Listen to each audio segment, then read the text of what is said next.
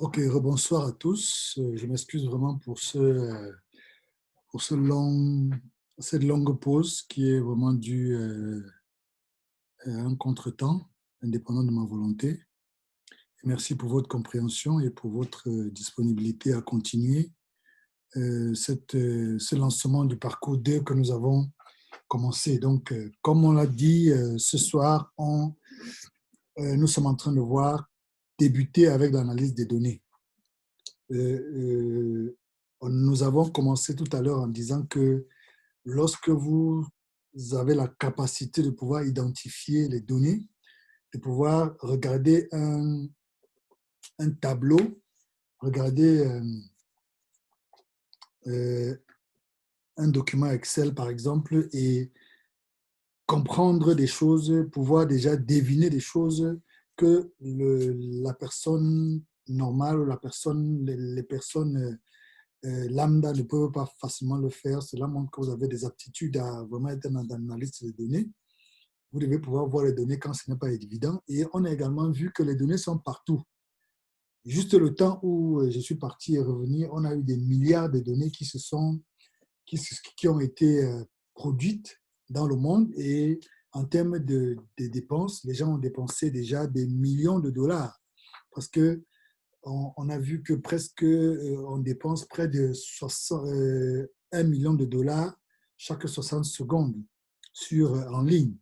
Et il y a près de 3,8 millions de requêtes sur Google à chaque seconde. Et nous avons pas pris l'exemple d'une chaise pour voir qu'on peut regarder les données qui sont autour de la chaise. Si vous regardez la chaise sous la perspective d'une entreprise, par exemple, qui vend les chaises, vous allez non seulement voir les dimensions de la chaise, mais également vous allez voir les fournisseurs, vous allez voir le temps que ça met pour que le fournisseur puisse envoyer, ainsi de suite. Est-ce que vous avez un fournisseur ou plusieurs fournisseurs? Ce sont des informations qui sont vraiment utiles. Et nous avons également vu que euh, l'analyse des données est responsable de pouvoir véritablement donner un sens aux données de l'activité d'une entreprise, que ce soit une ONG, que ce soit une entreprise de vente, que ce soit une entreprise d'accompagnement, que ce soit une entreprise de production. Toutes les entreprises qui existent produisent des données. Et le travail de l'analyste, c'est de donner un sens à cela, tirer des conclusions, tirer des recommandations sur les données que l'activité de l'entreprise produit. Et donc, l'analyste des données recueille et traite des données afin de soumettre des recommandations qui sont pertinentes. Ses objectifs, c'est de donner vie aux données en les interprétant. Donc, quand vous avez des données, parfois, ça ne dit rien, mais lorsque vous les analysez, ça donne maintenant un message, ça permet de pouvoir transmettre une certaine connaissance qui va orienter l'action, soit de l'entreprise ou du projet qui est en cours. Et l'analyste exploite des informations recueillies par différents canaux. Donc, généralement, euh, les informations que vous avez dans une entreprise ou bien qui peut vous permettre dans une entreprise de prendre de bonnes décisions ne vient pas d'un seul canal, ça vient de plusieurs canaux. Et l'un des travaux de l'analyse, c'était de pouvoir mettre toutes ces données qui viennent de différents canaux, qui sont souvent dans des formats différents, pouvoir les mettre ensemble dans un format commun, par exemple dans des tables qui peuvent être dans une base de données ou par exemple dans un document Excel, et pouvoir maintenant les travailler dessus pour la prise de décision par les managers. Et la plupart des gens pensent aux valeurs des données, mais pour un analyste, les données ressemblent à des types de données. Vous avez des types de données, des champs et des valeurs. Ainsi, un type de données définit le type de données entrant dans un champ. Par exemple, quand vous avez euh, un tableau de données, vous avez, si vous dites par exemple que non, c'est le type de données que vous allez mettre dans une colonne. Quand vous avez mis non, vous ne pouvez pas mettre par exemple des chiffres. Si vous mettez des chiffres dans cette colonne, cela ne va pas permettre qu'il y ait une interprétation facile. Donc, les outils que nous avons aujourd'hui n'arrivent pas, si vous avez par exemple dans une même colonne des informations textuelles et les informations numériques, ça ne va pas, l'analyse ne va pas pouvoir se faire. Donc, il est toujours important de voir non seulement le champ, mais également les valeurs et le type de données qui entrent dans chaque champ que vous avez. Un type de données date, par exemple, ne conviendra que, ne va prendre que des dates, des nombres uniquement des nombres, des textes uniquement des textes. Vous ne pouvez pas en même temps mettre des dates et des textes ou des dates et des nombres. Ça ne va pas pouvoir permettre que l'analyse soit faite. Donc, le travail de l'analyse, c'est que parfois, dans les données que vous recevez, parfois sur une même colonne, vous avez toutes les informations qui se sont entremêlées. Et vous devez démêler cela et avoir un tableau propre, une base de données propre qui va maintenant vous permettre de faire de bonnes analyses. Donc, l'analyste contrôle également ce que vous pouvez faire avec les valeurs des données et de ce type de données. Maintenant, quel est le travail de l'analyste? L'analyste des données, l'analyste, pardon, qu'est-ce que je dis? Qu'est-ce qu'un analyste des données? Qu'est-ce qu'il fait? L'analyse des données est un processus qui commence avec la collecte des données. Donc, vous collectez les données, comme j'ai dit, de plusieurs sources. Ensuite, vous transformez les données. Comme on va le voir, la transformation ne veut pas dire que vous changez, non. Vous ne devez pas changer les valeurs des données, mais la transformation veut dire ici que vous mettez, par exemple, comme on a dit, les dates tous ensemble dans une même colonne, les données numériques dans une même colonne, les données textuelles dans une même colonne. Ensuite, vous faites un nettoyage. Parfois, il y a des données qui n'existent pas ou des données qui sont des cases qui sont vides. Vous devez pouvoir décider est-ce qu'il faut nettoyer, est-ce qu'il faut enlever ces données qui ont ces lignes qui ont des données manquantes, ou est-ce qu'il faut faire enlever une colonne, par exemple, qui n'est pas utile pour l'analyse que vous voulez faire. Donc, c'est ça le nettoyage. Et maintenant, quand vous avez fini de nettoyer, vous passez maintenant à la modélisation des données dans le but de découvrir les informations que vos données contiennent.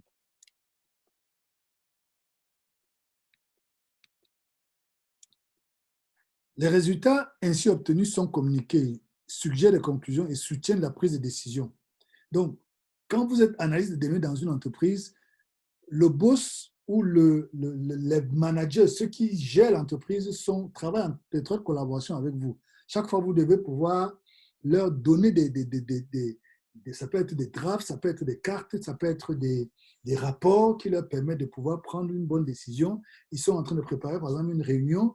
Ce que vous produisez, c'est vraiment important pour leur permettre de pouvoir prendre la bonne décision. La visualisation des données est parfois utilisée pour représenter les données afin de faciliter la découverte des modèles utiles dans les données. Donc, les éléments visuels, comme les graphiques, comme j'ai dit, comme les cartes, tout ça, ce sont des éléments de visualisation qui permettent de pouvoir découvrir les modèles qui sont incrustés, qui sont cachés dans les données, qui ne sont pas visibles lorsque, par exemple, on laisse cela dans une carte, dans un tableau, pardon, dans une table. Le terme modélisation des données et analyse des données ont souvent la même signification. Donc, quand on parle souvent de modélisation, parfois il s'agit souvent de l'analyse. Donc, on applique les différentes techniques pour pouvoir analyser ou pour pouvoir modéliser les données. Le processus d'analyse des données comprend plusieurs phases. Et ça se fait de manière itérative. Donc, vous pouvez commencer la première phase et ensuite vous êtes à la troisième phase, vous revenez à la première phase. Donc, ça se fait de manière itérative. C'est ça ce que ça veut dire.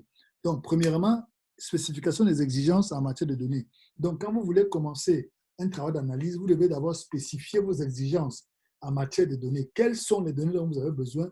Quelle est la qualité des données que vous voulez avoir? Ensuite, vous devez, quand vous avez spécifié les exigences, ce dont vous avez besoin comme données, le niveau de qualité que vous voulez, le type de données que vous voulez, ainsi de suite, vous devez maintenant passer à collecter ces informations-là. Comme on a dit, ça vient de plusieurs sources. Ça peut être des données qui sont en ligne, Google Analytics, ça peut être des données qui viennent d'une base de données qui existe. Aujourd'hui, on a, comme on va le voir, beaucoup de bases de données en ligne qui vous permettent d'avoir, que ce soit les Nations Unies, que ce soit l'UNESCO, que ce soit la francophonie, que ce soit... Bref, il y a beaucoup d'institutions qui ont créé beaucoup de données qui sont disponibles en ligne. Même Google, il y a des données qui sont disponibles, qui mettent à disposition. Vous avez Amazon qui a beaucoup de données qui sont disponibles. Vous avez eBay. Bref, il y a beaucoup d'informations. Donc, il faut collecter toutes ces informations-là et les mettre ensemble. Ensuite, vous passez au traitement de l'information. Donc, une fois les données collectées, vous devez maintenant traiter cela et nettoyer les données. Et ce n'est que quand les données sont nettoyées que vous pouvez maintenant passer à l'analyse. Parce que comme je l'ai dit, Si vous avez des données, des valeurs différentes dans la même colonne, par exemple, cela ne va pas permettre l'analyse. Si vous mettez les chiffres avec les dates, par exemple, dans une même colonne, cela ne va pas pouvoir, l'analyse ne va pas pouvoir se faire de manière efficace. Et comme on va le voir plus tard, il y a un terme que nous utilisons beaucoup dans l'analyse des données, c'est garbage in, garbage out. Qui peut me dire ce que ça veut dire? Garbage in, garbage out. Vous pouvez écrire dans le chat, s'il vous plaît. Garbage in, garbage out. Qu'est-ce que ça veut dire?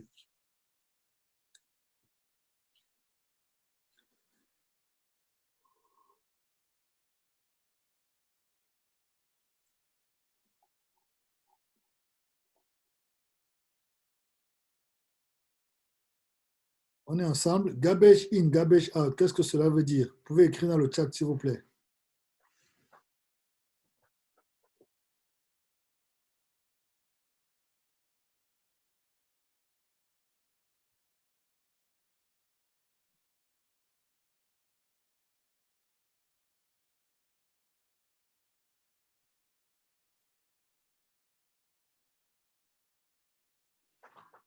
J'attends vos réactions, je vous en prie. Garbage in, garbage out. Au moins, les bilingues du Cameroun devraient pouvoir... il y a même les bilingues à Kinshasa, je crois que... même à Abidjan, il y a des bilingues. Vous devez pouvoir comprendre ce que ça veut dire garbage in, garbage out. Données d'entrée, données de sortie. L'idée est là, Paul, ça c'est bien. Merci d'essayer. Données d'entrée, données à la sortie.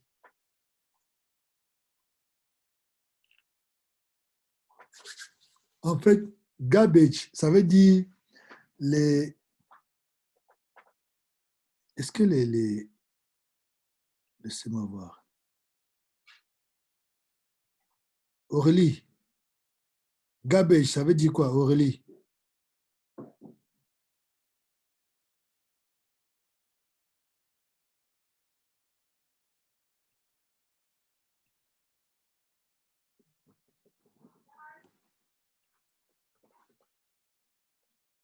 Est-ce qu'on est ensemble, Aurélie?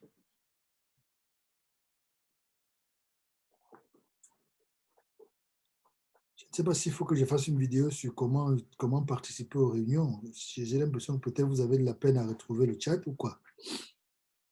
Chatbot. OK, je vais avancer.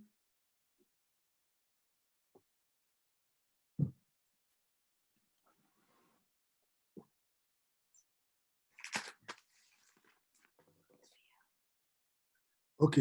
Donc, le terme garbage in, garbage out veut dire si vous avez la poubelle qui entre, si vous avez des données qui sont poubelles, des données qui sont de mauvaise qualité qui entrent dans votre analyse, l'interprétation qui va sortir va également être de la poubelle. Ça ne va pas, vous ne pouvez pas mettre des données qui sont de mauvaise qualité dans votre système et ce qui en sort soit des bonnes choses, soit également de bonnes interprétations. Donc, si ce que vous mettez dedans, vous avez les bonnes données qui entrent dans votre analyse, les interprétations vont être également bonnes. Si vous avez des mauvaises données qui entrent, les interprétations seront également mauvaises. Donc, c'est ça, déchets, des garbage, ce sont les déchets. Donc, les déchets à l'entrée, déchets à la sortie. Donc, on disait que dans le processus, donc, c'est après spécification des exigences, qu'est-ce que vous voulez? Vous avez maintenant collecté les données, vous avez traité les données, vous avez nettoyé, vous avez maintenant fait l'analyse. Et quand vous avez fait l'analyse, vous avez communiqué. Ça peut être un mail que vous envoyez à votre boss ou aux autres départements de votre entreprise pour leur donner l'interprétation que vous faites de ces données que vous avez reçues. Donc, les différentes étapes du processus d'analyse consistent à cerner le sujet d'analyse. Quel est le sujet que nous sommes en train de traiter? Déterminer la disponibilité des données, comme on l'a vu tantôt. Ensuite, décider des méthodes qu'il y a lieu d'utiliser pour répondre aux questions d'intérêt. Donc, parce qu'il y a plusieurs méthodes, plusieurs approches qui sont disponibles vous devez déjà décider, réfléchir, quels sont les motifs, quelles sont les options que vous avez et quels sont ceux que vous allez pouvoir utiliser. Maintenant, vous appliquez ces méthodes-là, vous évaluez, vous résumez et dès que vous avez fini, vous communiquez ce que vous avez retrouvé au manager, excusez-moi, aux différents leaders pour qu'ils puissent prendre les décisions qui s'imposent. Dans les étapes de l'analyse, on commence toujours un travail d'analyse par un travail de préparation initiale.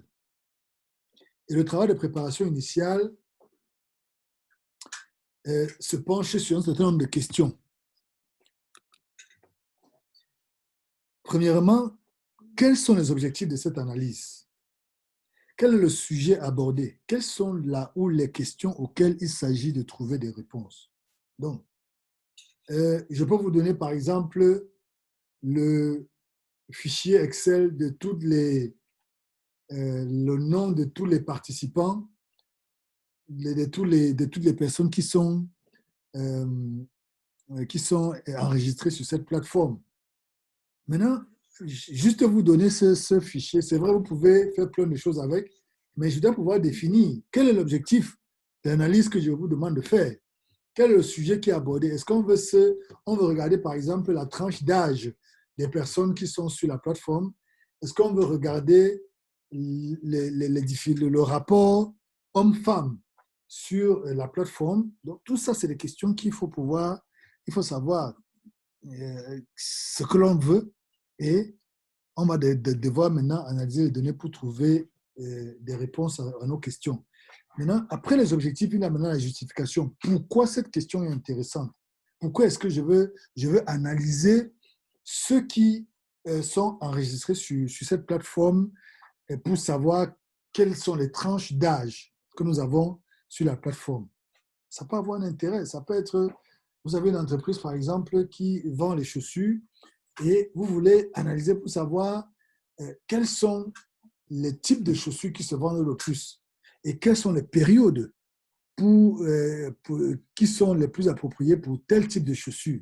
Ça, c'est des informations très utiles. Si vous arrivez à analyser ça et arriver à trouver des réponses à ça, ça va influencer les approvisionnements.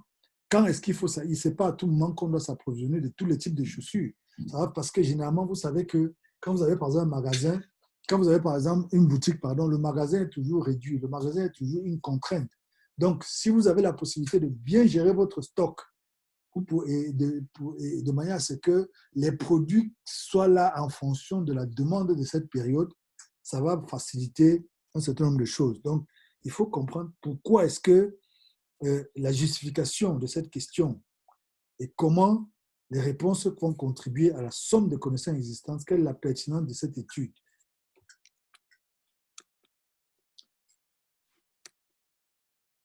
Maintenant, vous réfléchissez également sur les méthodes d'analyse. Quelles sont les techniques statistiques qui sont appropriées, permettront-elles d'atteindre les objectifs que je me suis assigné?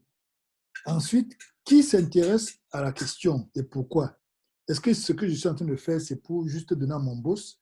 Est-ce que ce que je suis en train de faire, je vais publier ça sur Internet parce que je sais que beaucoup de gens sont concernés ou s'intéressent à cette problématique? Il y a par exemple, et je crois que je vais vous demander ce travail-là dans quelques jours, il y a quelques jours, j'ai vu sur mon WhatsApp, quelqu'un a posté un commentaire qui m'a suscité beaucoup de réflexions. Vous savez que dernièrement, il y a eu un grand joueur, un des mondialistes des années 90, Tato Stephen, qui est décédé. Et il y a quelqu'un qui a posté qui a mis un post sur les statuts sur YouTube. Il disait, il a cité le nom d'un certain nombre de joueurs qui étaient de la cuvée des années 90, qui étaient au Mondial 90, qui sont décédés. Et il a également cité quelques noms de politiciens. Il a dit, oh, les amis, je vous ai dit, il faut faire la politique au lieu d'aller jouer au football. On dit qu'il faut faire le sport, et vous voyez que les sportifs meurent plus tôt que les politiciens. Donc, il faut de la politique. Quand j'ai vu ça passer, comme analyse des données, ça ne m'a pas laissé indifférent. ça a vraiment attiré mon attention. Je me suis dit, je vais faire une analyse, nous allons faire ensemble. Un des travaux que nous allons faire dans ce travail, c'est prendre par exemple la première cuvée des lions indomptables ou des léopards ou comment on les appelle encore, l'équipe de la Côte d'Ivoire, prendre la première cuvée des joueurs qui sont allés au mondial, parce que ça, tout ça, c'est sur le net. On regarde leur âge, on regarde ceux qui sont décédés déjà et combien sont encore en vie aujourd'hui. Et on peut également analyser maintenant pour voir pour ces périodes-là, quels sont les politiciens qui étaient en activité et regarder quels sont les politiciens qui sont encore en vie et faire une comparaison pour dire, oh, et maintenant, on peut, en tant qu'analyste, on peut maintenant insister. Si, par exemple, on commence à voir que les politiciens meurent plus vite ou que les joueurs de football meurent plus vite, on peut maintenant aller en profondeur pour regarder, pour voir qu'est-ce qui explique ça.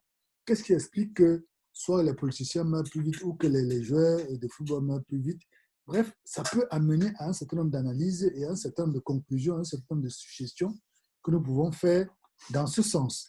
Donc, ça, c'est quelque chose que nous allons faire plus tard, et j'espère que vous êtes excités comme moi par rapport à ça, parce que c'est les retombées ou les informations qui peuvent sortir de là peuvent vraiment nous permettre de faire même de très bonnes publications qui vont montrer le bien fondé du travail que nous faisons ici. Donc, en plus, lorsqu'on a fait la préparation initiale, on doit maintenant passer à s'assurer que les données conviennent à l'analyse qu'on veut effectuer. Si vous voulez faire, comme je disais, si on veut faire l'analyse dont je suis en train de parler là, on doit vraiment s'assurer que les données que nous avons euh, conviennent à l'analyse qu'on veut effectuer. Donc, il faut se pencher sur un grand nombre de détails, comme la population visée par la source de données était suffisante. Donc, l'analyse qu'on fait là, par exemple, on peut se dire que on veut prendre la cuvée, par exemple, de 90, les Lions qui sont les joueurs qui sont partis au Mondial 90. Mais je pense que, comme analyse, je pense qu'on ne peut pas tirer la conclusion, même si on arrive à une conclusion que, par exemple, les joueurs vivent plus longtemps les, que les politiciens, on ne devrait pas pouvoir tirer cette conclusion seulement sur une cuvée, c'est-à-dire que sur les joueurs de 1990. On doit pouvoir peut-être voir encore ceux de 94 ou bien ceux de 98, ainsi de suite, ainsi de suite. Donc, prendre sur plusieurs années avant, est-ce que la population visée par la source est suffisante pour que l'analyse qu'on fait puisse avoir un sens. Donc, ça, c'est des questions qu'on doit se poser comme analyste. Et vraiment, lorsqu'on y répond, ça nous permet de savoir si oui ou non les conclusions que nous sommes en train de tirer sont bonnes.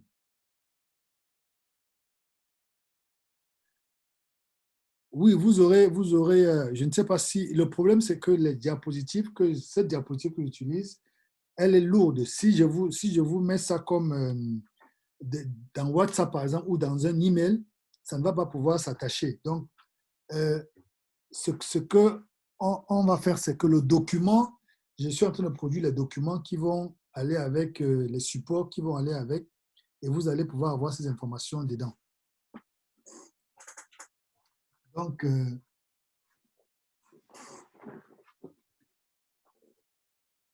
c'est ce que je peux dire par rapport à la question. Donc, les variables de la source ainsi que les définitions, les concepts sous-jacents sont-elles pertinents dans le cadre de l'étude? Donc, tout ça, c'est des questions que l'analyse doit pouvoir se poser. Je vais mettre le chargeur là, parce que ça se décharge déjà. OK.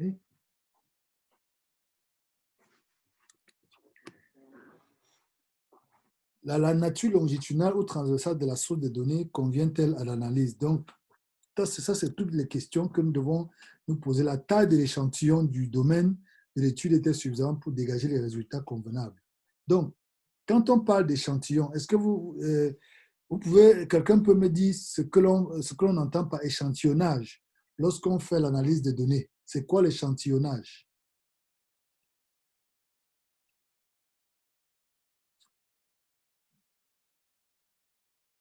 C'est quoi l'échantillonnage? Dans l'analyse des données, c'est quoi l'échantillonnage?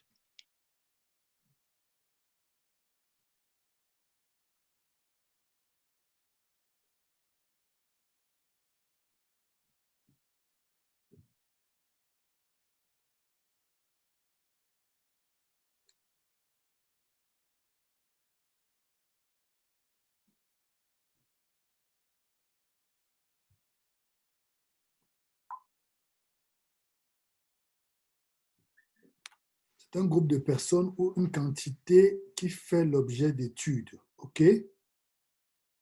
Un groupe de personnes où?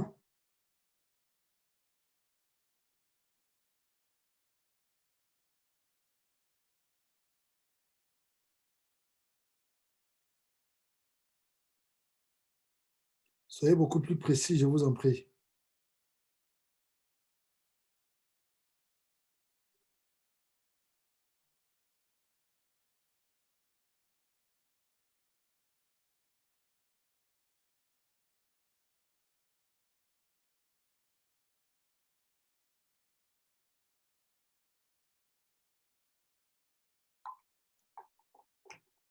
Dans un lieu donné, ou un endroit. OK.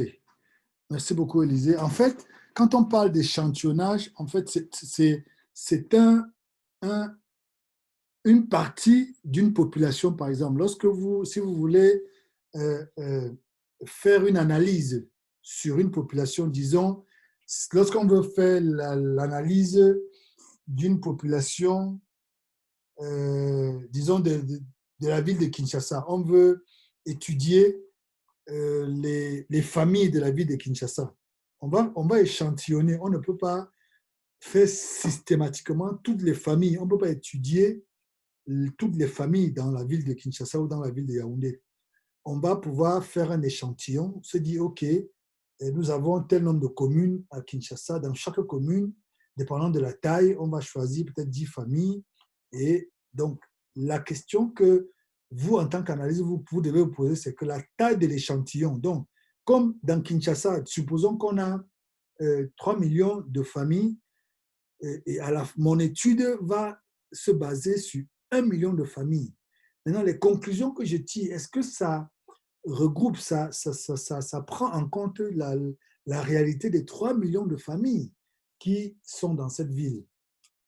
Parce qu'en fait, quand vous faites des conclusions après une étude, les décisions qui sont prises s'étendent ou alors influencent toute la population, en fait. Donc, c'est vraiment important de savoir que l'échantillon qu'on a choisi est suffisamment représentatif du groupe dans lequel on a procédé à cet échantillonnage. OK? Merci beaucoup, Héritier.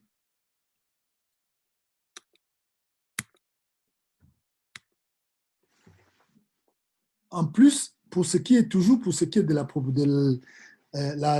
la qualité des données, du fait d'avoir des données appropriées, la qualité des données est importante. Il faut vraiment s'assurer que la qualité est suffisante.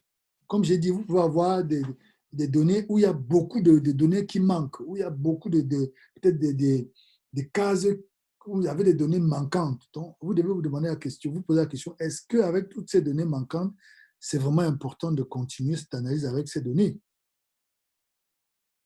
Donc, si plus d'une source de données sert à l'analyse, déterminer si les sources sont cohérentes et comment les intégrer à l'analyse de manière appropriée. Voilà. Donc, après que vous vous ayez posé la question si vos données sont appropriées, vous devez maintenant réfléchir sur les méthodes et les outils appropriés pour l'analyse que je veux faire. Quelles sont les méthodes, quels sont les outils qui sont appropriés? Choisir une méthode, une approche analytique qui convient à la question examinée et aux données à analyser. Et quand vous avez fait ça, ensuite, maintenant, vous devez passer à l'interprétation des résultats. Donc, la majorité des analyses sont fondées sur des études par observation plutôt que des résultats d'expérience contrôler, éviter de tirer des conclusions en ce qui concerne la causalité. Donc, dans l'interprétation des données ici, comme je l'expliquais tantôt, en fait, je voudrais juste dire que il faut être sensible. Il faut éviter de tirer des conclusions hâtives lorsque vous avez fini votre analyse et que vous êtes en train maintenant d'interpréter les différents graphes, les différents éléments qui sont sortis de votre analyse, les différents chiffres. Par exemple, si vous calculez le taux de croissance, vous calculez la moyenne d'un paramètre. Donc, tout ça, l'interprétation de cela devrait se faire avec beaucoup de munitions, avec beaucoup de réserves. Et quand vous avez interprété, maintenant, vous devez présenter les résultats. Mettre l'accent dans l'article sur les variables et les sujets importants. Lorsque le sujet abordé est trop vaste, l'impact principal du message se trouve souvent atténué. Donc, lorsque vous faites, par exemple, un article ou un rapport de votre analyse, vous devez toujours vous assurer que dans un rapport, vous n'abordez pas plein de choses, parce que si vous abordez plein de choses, parfois l'information principale, l'information fondamentale pour la prise de décision peut être noyée dans le flot de texte. Donc, il faut trouver le moyen de mettre cela en exergue pour que le décideur puisse le voir et pour que cela puisse influencer sa décision. Structurer les idées de façon logique en fonction de leur pertinence et de leur importance. Recourir à des titres, à des sous-titres, à des encadrés afin de renforcer la structure de votre rapport ou de votre article. Rédiger le texte en langage simple, selon le groupe cible, bien sûr. OK?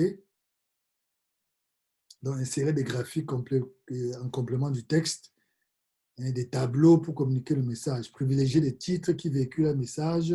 Par exemple, le revenu des femmes demeure inférieur à ceux des hommes, plutôt que des titres graphiques classiques, par exemple, revenus selon l'âge et le sexe.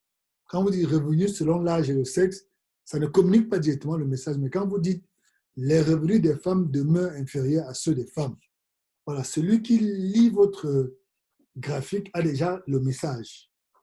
Il a déjà compris que en fait, vous êtes en train d'illustrer le fait que le revenu des femmes demeure toujours inférieur.